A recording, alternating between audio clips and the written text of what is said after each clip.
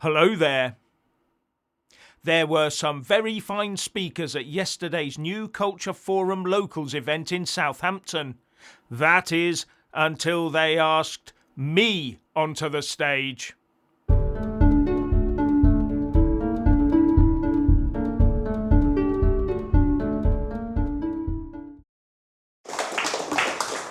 Well, thank you very much, ladies and gentlemen. Am I allowed to say that anymore? Ladies and gentlemen, can I say that? Am I allowed that? Yeah. Of course you're allowed to say ladies and gentlemen. What a ridiculous thing not to say, really, isn't it? Now, just a little background so that you all know about me. Why am I here? What experiences of the world have I got? Well, I spent 26 years in the Royal Navy, having started at the age of 17 and left in the year 2000.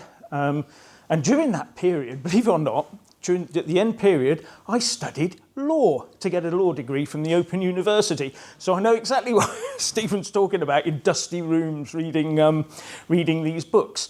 And at the time I was looking at how the EU was sort of totally changing our legal system. The whole concept of implied repeal of EU laws was gone, and I was looking at all of this stuff. So I do resonate with everything he said. He's absolutely right, as far as I'm concerned. I'm no expert. I stopped my law studies at that point and went off and did finance and stuff, but he's absolutely right, and that was a brilliant speech by him.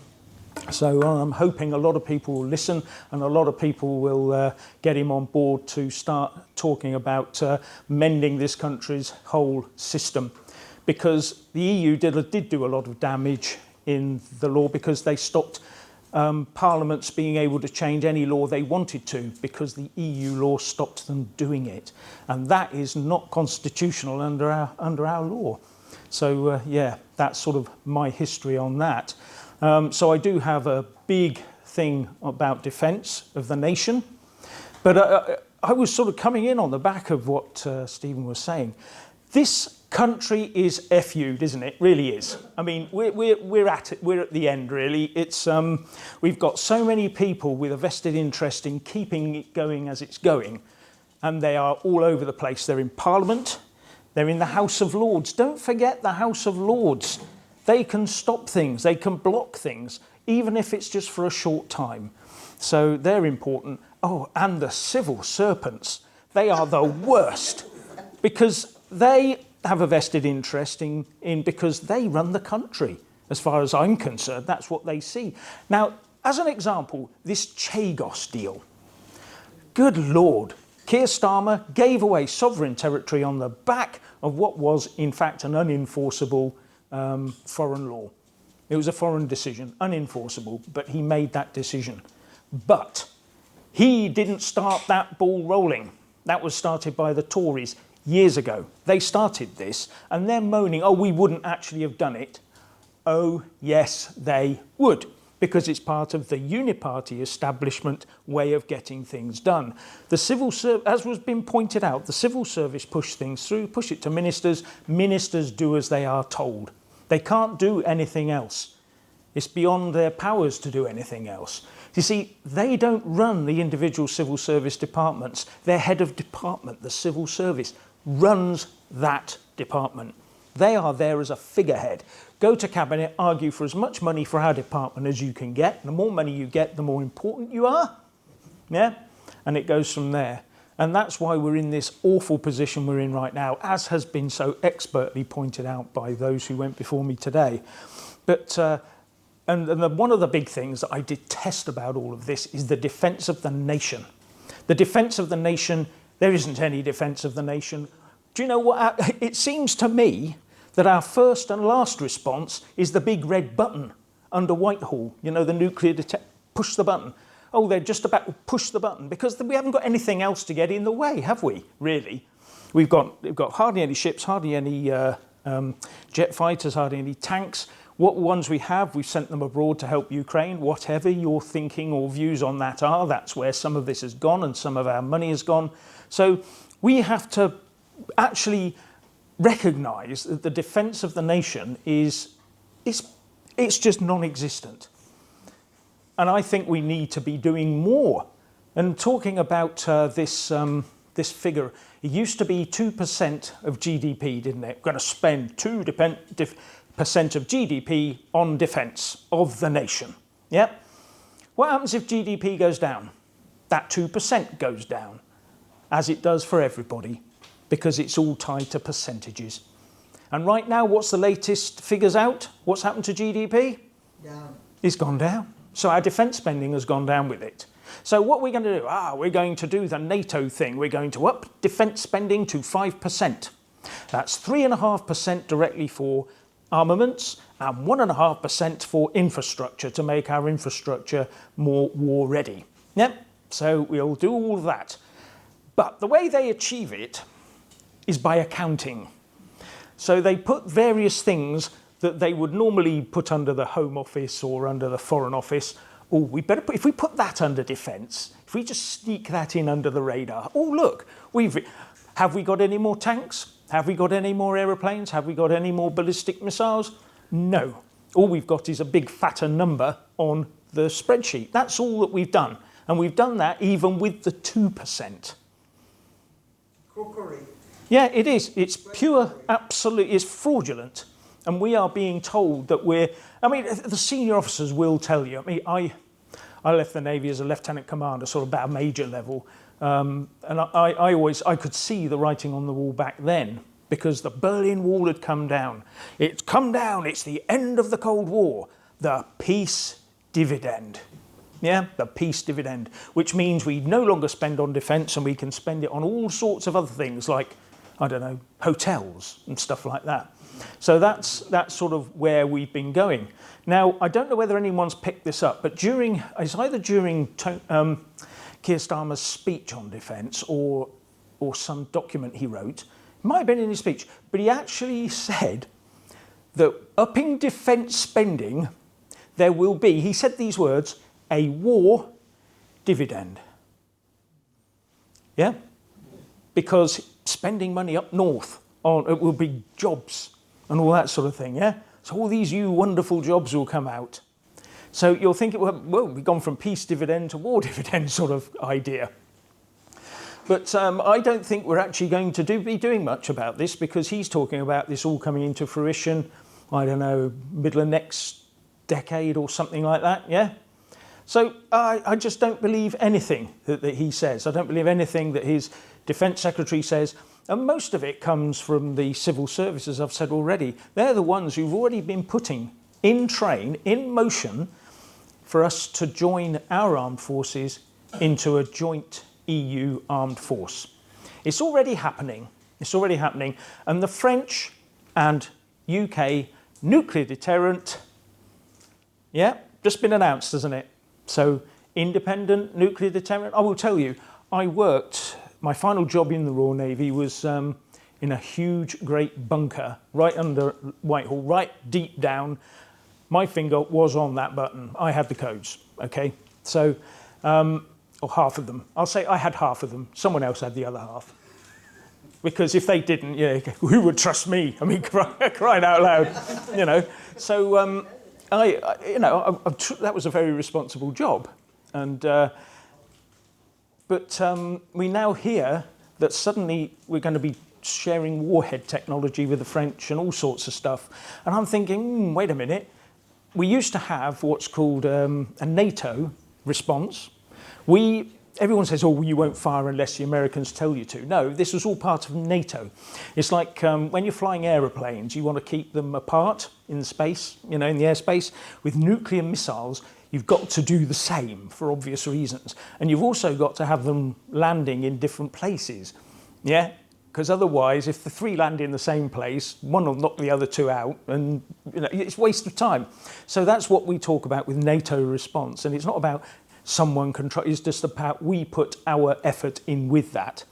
But we do have the national sovereign right to use those missiles whenever we want, whenever we have to use them in extremis. We have that right. So when people say, oh, you only fire them when the Americans say to fire, well, generally, we'll only do so when an American says, because the American is in charge of NATO, SACEUR, that's it. So, but that will already have been agreed. beforehand. But with the French one, I'm just a bit worried that we're going to end up patrol sharing, and that's something I don't want to see, either one of theirs or one of ours out there, because suddenly who's firing what and when and under whose control. So I'm hoping that's not the case, and I did put in a question that I would like to see the Prime Minister asked.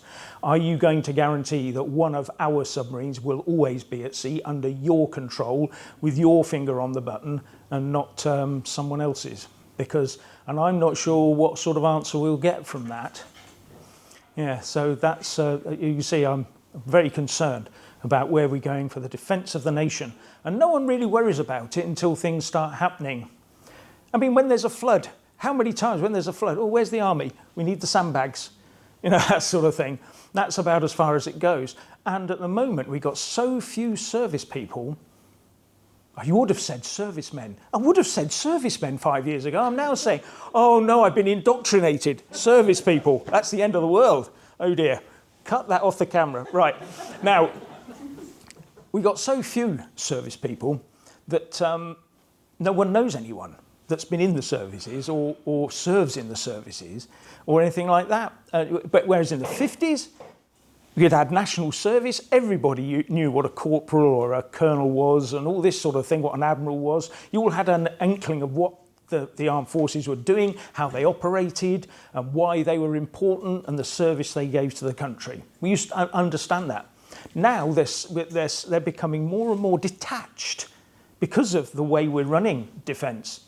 And it's almost like an add-on. What's this recent story about one council saying, we don't want you army, you can turn up to our do, but you don't bring your rifles and your weapons of war with you because someone might be offended. That's a true story.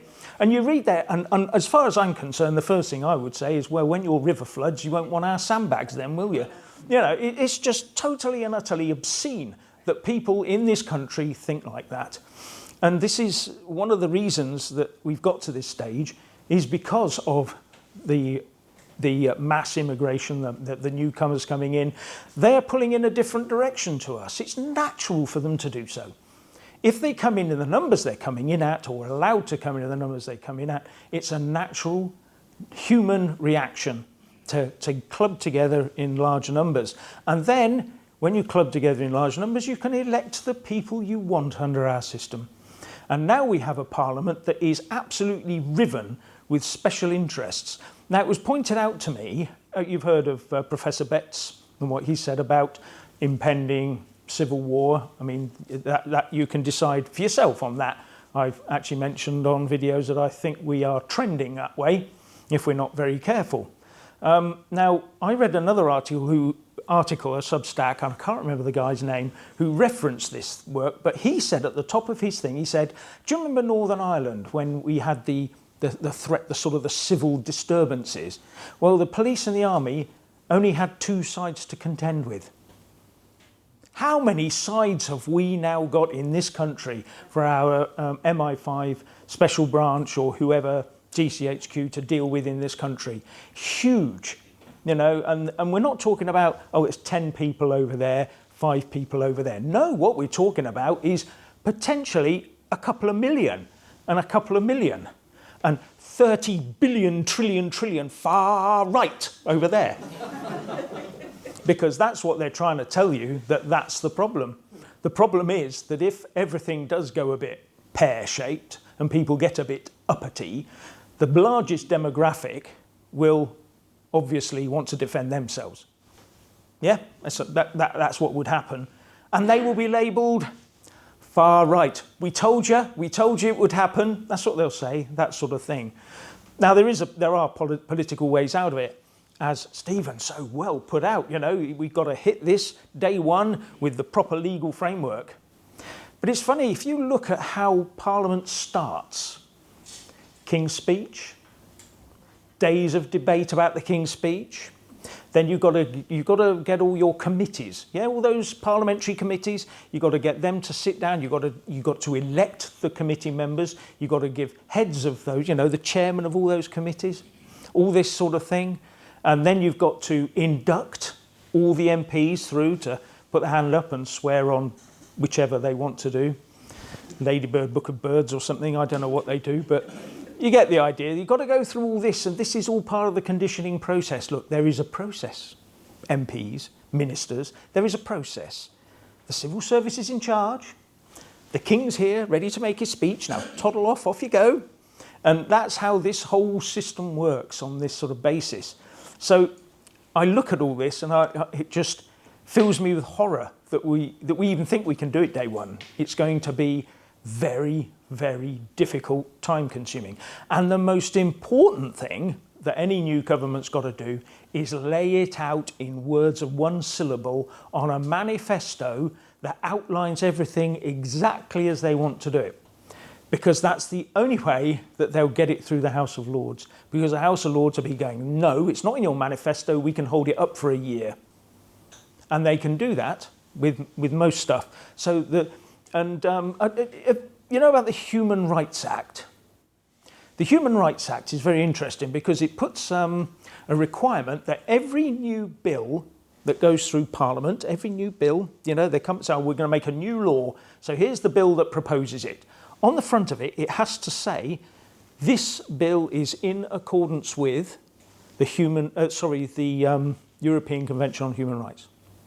Has to say that on the front. Or it has to say, this bill is not in accordance with. So you're instantly tied in to, if you want to change anything like leave the ECHR or get rid of the Human Rights Act, you've got to change the law to remove that. And if you change the law to remove that, it will instantly become this new law is not in accordance. You get the idea. And then what does the press do? Whoa! You know, and because there has been a couple of cases like that where ministers have put that statement that this is not in accordance with the ECHR on the front, and it has caused a firestorm amongst the press. So it does happen. And it's those sorts of little things that Tony Blair, because he's the one that did it, tied us up with. The Supreme Court, he tied us up with that. And that has just about, as was outlined, don't put lawyers in charge. Now, I read an article from the Gatestone Institute the other day, and it said, this isn't just a UK problem, you know. It's happening in Israel, Europe, and America. The lawyers are gradually taking over. Judges are making the law through the Supreme Court. Because if an MP puts forward a bill and the Parliament says, we like that, and they enact it, the people who interpret it are the judges and the lawyers. And they can say, well, wait a minute. No, you may have said that, but you didn't mean it. What this means under our law, because we've changed the wording, you know, we changed the meanings of words, is the complete opposite. And who's the Supreme Court is supreme. You can't argue with them. So the MPs have to go away and go with a whole new Act of Parliament to make that happen. And wasn't it refreshing to see the Supreme Court tell you ladies that you're ladies?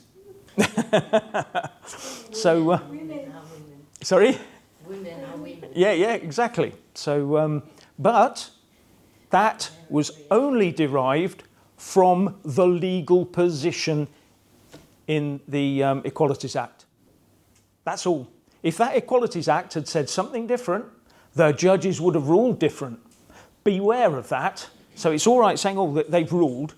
They've ruled for now until someone else gets in who wants to change that law. And then the Supreme Court could interpret it completely differently. And that's why you must always be on the alert, watching these things happen before your very eyes. So, it's we're in a difficult position. Even Dominic Cummings was the one who said that if you don't hit about a year ago, or even more, said you must hit the ground day one when you attack Parliament to get the civil service under control. And he talked about having a whole setup just under number 10, a whole big setup. You know, the Prime Minister's in charge of this unit, and this unit from day one is going to ram this stuff through, and it's going to go through the Houses. But you need a sizable majority of like-minded people. Labour are finding out that a large majority isn't everything it's cracked up to be, aren't they? Oh, what a disaster they are. The absolute shower. Can't even do that. Angela Rayner's there, isn't she, looking around going, manoeuvring like 10 she is. God, can you imagine her as our next Prime Minister? That would be an absolute disaster. Anyway, I've given you a sort of a round robin of the way I'm thinking and the way I sort of try to put things across on YouTube. It is quite difficult because I usually do about an 8 or 10 minute video, and I try to just sort of condense everything in that I can. And then afterwards I miss 3 things out and I got that wrong. But overall I hope I do the right sort of thing. So really it's up to you, and one of the things is don't let other people. What's that big phrase? The big phrase is I don't do politics. So many people, I don't do politics. Well, I tell you what, if you don't do politics, politics will do you. The end of the story. And that's exactly what you need to tell them. Because they moan, don't they? Oh, they're going to shut down the pubs half an hour early. That's politics. They're going to bring in new driving laws. That's politics. It's all politics, decided by other people. And the most important politicians are actually your local councillors, because they spend all the money. All the money goes to them. They spend it on the schools, don't they? And all this sort of thing, local rubbish clearances and all the rest of it. Only big stuff, central stuff like defence is dealt with by central government. But most of it is faceless councillors that we know. We go into, oh, blue rosette, yeah, blue rosette, oh, there's another one. And that's the sort of thing we do. And we shouldn't do that. Should actually ask them a few questions. What are you going to spend the money on? Why did you spend that money last year on that? Because and that's what Reform right now are trying to do. I'm not banging the drum for Reform, but because I used to be in UKIP.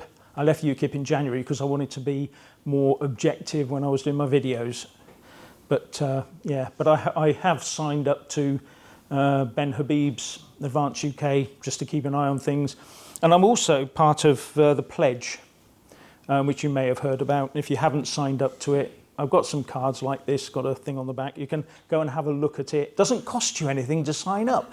I reckon we should charge, just like everyone else charges for signing up to things, because it costs us money to keep this sort of the servers going and producing stuff for it.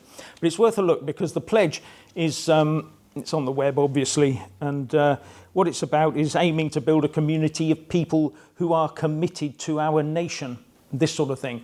We don't need millions of people in this country committed to Gaza. I'll say it. We don't need millions of people in this country committed to Gaza, and we definitely don't need them in the House of Commons or in the House of Lords committed to Gaza.